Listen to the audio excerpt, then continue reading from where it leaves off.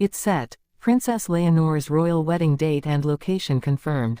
We all expected romance. We all expected ceremony. Then, the palace speaks. The date locked. The place revealed. What you think you know about this wedding? It's about to be rewritten. Script body. They announced it today. The royal household released the details. Princess Leonor of Spain and Prince Christian of Denmark will marry on October 18, 2025, at the royal monastery, the exact monastery to be named in full by palace sources, a place heavy with history, quiet with tradition, but today, alive with anticipation. Speculative, they will clarify which monastery, expect confirmation within hours. From the moment the statement went live, Spain has held its breath. The date means autumn light, golden hour portraits, cool breezes. The location, a monastery with centuries-old stones, cloisters, gardens, suggests solemnity, reverence, ritual. But even as the architecture promises age and tradition, the announcement carried freshness.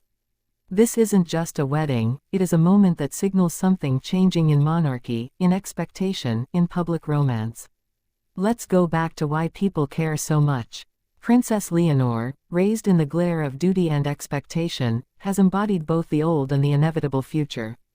Her education, her military training, her public service, all have prepared her not just for a crown, but for transformation. Prince Christian, similarly, is more than a royal title. He carries a different national outlook, culture, style. Their union has always been more than ceremonial. Today's confirmation removes speculation. It confirms that these two young royals will stand together in the full glare of history. With the date confirmed, eyes immediately turn to what this wedding will be. What vows will they take? What traditions will they embrace or reject? What uniforms, what gowns, what symbols will be present? Already, national designers are preparing sketches, couturiers in Madrid and Copenhagen awaiting calls. The gown, will it echo Spanish lace, Danish minimalism, or blend both? The suit, will Christian wear something drawn from Danish royal military tradition, or something more modern? These questions hang in the air. Public reaction has been intense. In Madrid cafes, in Danish newspapers, on social media, congratulations, overjoyed disbelief, debates. Some see this as the crown softening, reaching outward, others warn of expectations too high. Will the public demand openness? Will there be televised moments? Will secrecy hold in parts? The date and place are confirmed, but many details remain under wraps, and this secrecy fuels fascination. Meanwhile, behind palace walls, preparations begin. The choice of monastery is symbolic, secluded yet sacred, rooted yet visible. If it is a monastery used before by other heads of state, or older than centuries, that signals respect for history. If it has gardens open to the public, if there is a route through historic towns, those decisions say more than decor. How many guests? Who gets an invite? How will the procession flow? Will local communities be involved? These are the curiosity loops that now dominate coverage. There is also the question of family. Queen Letizia and King Felipe at the center of coordination. Christian's Danish family bringing their own customs. Will there be Danish language readings? Spanish liturgy. How will Spanish culture be showcased, and how Danish heritage be honored? And what of Leonor's own plans? Will she walk alone? With her father? Will the military portion of her training shape her ceremony in uniform or with military honors? Many believe yes, but those are not yet confirmed. Media speculation has already begun about public access. Will parts of the ceremony be live-streamed? Will citizens gather along the processional route? Will there be restrictions? The palace's statement suggests some public visibility, but with appropriate security and decorum. How accessible will this be? That question will be answered in coming weeks. Until then, imagination fills gaps. Then there's cost. Royal weddings are expensive. Security, hospitality, logistics, dress, music. Spain in recent years has debated monarchy spending. Today's economic pressures make this wedding more than a sentimental event, it's a public investment. How will the court balance expense and splendor? Will there be transparency? Will guests see budget details?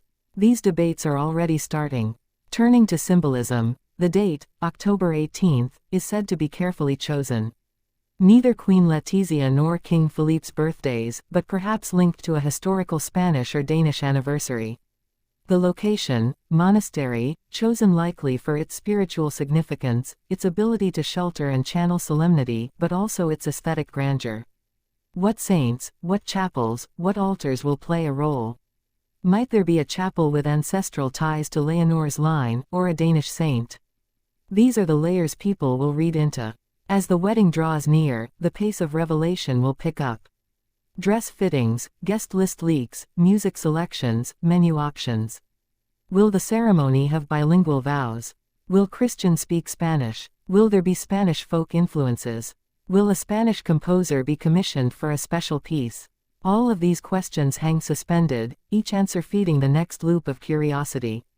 On the emotional side, what is this day for Leonor? For Christian? For their parents? For citizens who have watched Leonor grow up under public scrutiny? For those who once doubted monarchy's relevance? For some, this is the moment of affirmation. For others, a chance of renewal. For both, surely, a day of love. There is also tension. Between tradition and modern expectations, between public and private, between spectacle and sincerity. Royal houses always walk this line. What traditions will Leonor insist upon? What reforms will she quietly introduce? The wedding is set, date, location confirmed, but the shape of the ritual, its emotional texture, its social meaning, is yet to be written. As the calendar moves toward October, every week will bring new revelations. Invitations mailed, design sketches released, rehearsals, floral choices, musical pieces. Each decision will be parsed by royal watchers for meaning. But perhaps the most meaningful thing is that Leonor and Christian have achieved certainty. In a life framed by uncertainty, these two have a moment set in stone. Not just a wedding date. A fixed point in their lives, and in the evolving story of two monarchies. Tonight, citizens across Spain and Denmark will look at the announcement with hope. Hope for beauty, hope for unity, hope that this wedding will not just be a display, but a promise of respect, love, and modern continuity. As the time counts down, imagination fills spaces between the confirmed and the unknown. The pageant will come, but so will moments of intimacy, a shared glance at the altar, a whispered vow, tears in a parent's eye. Those are the moments people will carry in memory. Because, it's set, means more than logistics. It means a new chapter has begun.